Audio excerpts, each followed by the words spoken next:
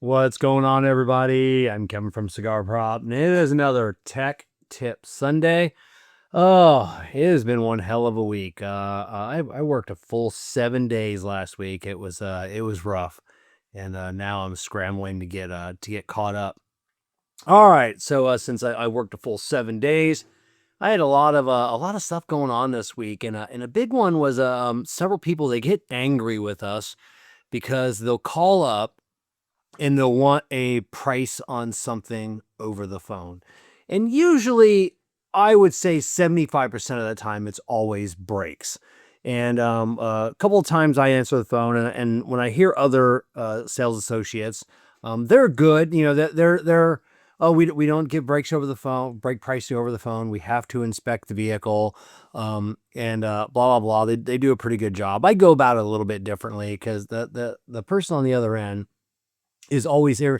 Oh, so I got to come all the way in there. And then if I don't like your price, and then I've wasted your time and I've wasted my time.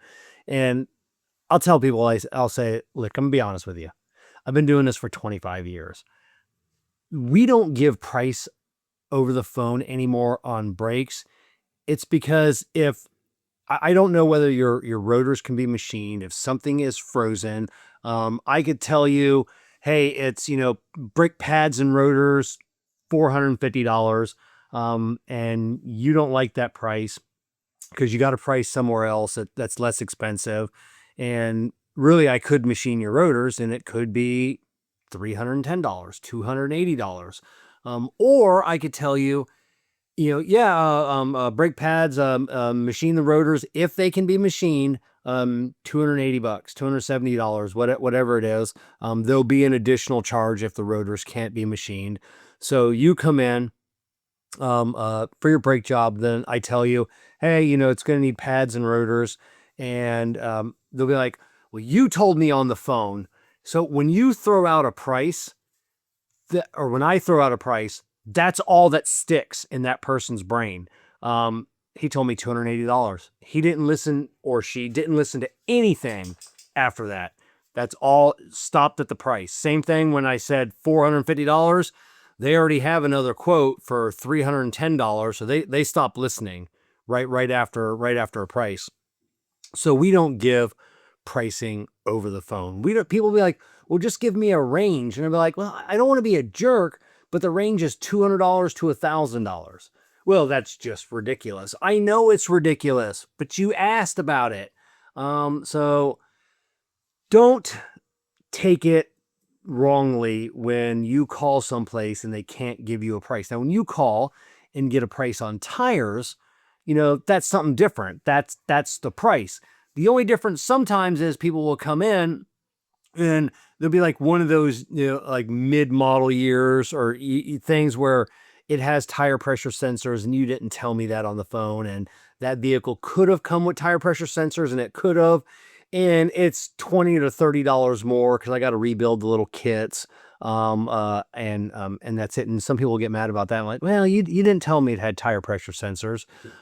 Sometimes we can just eat it. We don't like to because it's all cuts into the profit margin. But things like, don't call us up. How much for a water pump? We're not doing that. Are you sure it's the water pump? We had one person come in with a quote from another shop for a mass airflow sensor, and hands a quote. Hey, can you give me what you guys would charge to do this? Well, first off, we got to start with a diagnostic service. And I've already had it diagged. It's the mass airflow sensor. Well, if it's not, mass airflow sensors are expensive nowadays. They can be $500-$600 for a mass airflow sensor. And here's what will happen, because I've run into this in the past. I'll put the mass airflow sensor in that you requested, and it doesn't solve the problem. And now you're mad because you still have $400, $500, $600 bill. And then you'll be, well, go ahead and take that out and then do your diagnostic service. That's not how it works. A lot of electrical components like that are non-returnable.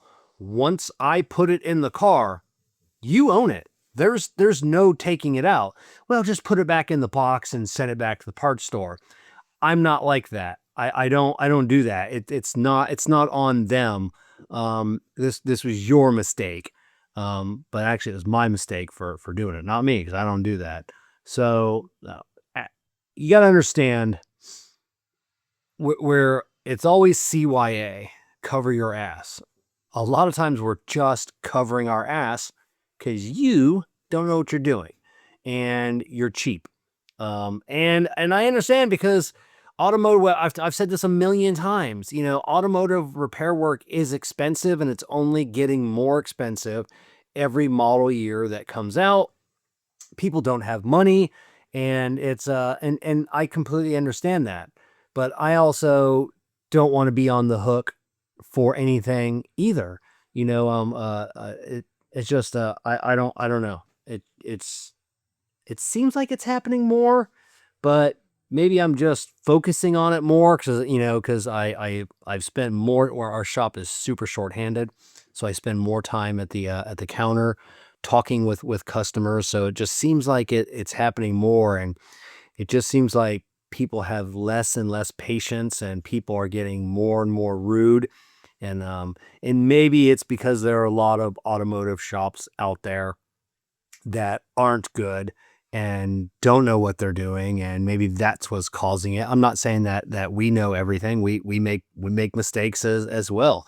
In our shop, we made a couple, not me, but our shop's made a couple of big mistakes this week that cost hundreds of dollars, and didn't cost the customer anything. We're lucky that, or not, we're lucky. The customers are lucky that when we make a mistake, we eat it, we own it. We said, hey, we made a mistake. It wasn't this part. We diagnosed it wrong. We're going to leave these parts in, and then we're going to fix it right. Now that we have that done. Then there's other times where we have to put a part in my line of work, fix what's known broken. Like there's a clunking noise comes in. You have sway bar end links that are broken and rattling around. I tell the customer, I'm 75% sure this is not your clunk. But these are broken. They're broke. You can physically see that they are broken. We need to start with this. We need to fix what's known broken before we can move forward. And we'll fix those, and then maybe the clunk goes away. Knock on wood, it does. Sometimes it doesn't. It's the same with sensors. We had a Jeep, it's all kinds of drivability codes, and it had a failed ABS sensor. And we're like, man, this is a weird one. I don't think it's the sensor. I think there's something else going on, but got a bad sensor.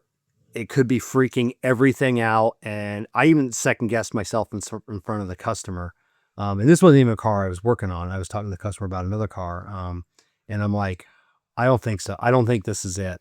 And, but we have to start. We got to fix what's broken. And, I'll be damned if it didn't fix that problem. And, customer loved it, because it was either going to be $300 or it was going to be thousands of dollars. And the customer was ecstatic. And, I was impressed on that one. Like it was, I didn't think, it was going to solve it. So, we don't give estimates on the phone, just because, like I said, people are dumb. And sometimes we have to fix other things to get to the problem that you're experiencing. Sometimes we have to fix that valve cover gasket leaking oil everywhere before we can find where the next oil leak is, or where the belt squeal is coming from, or something else. So sometimes we got to fix something unrelated just to rule that out. So I don't know. I don't know if this one helped at all. I'm tired. I got some work to do. So it's going to be a long week. So we'll try and see everybody back next Sunday.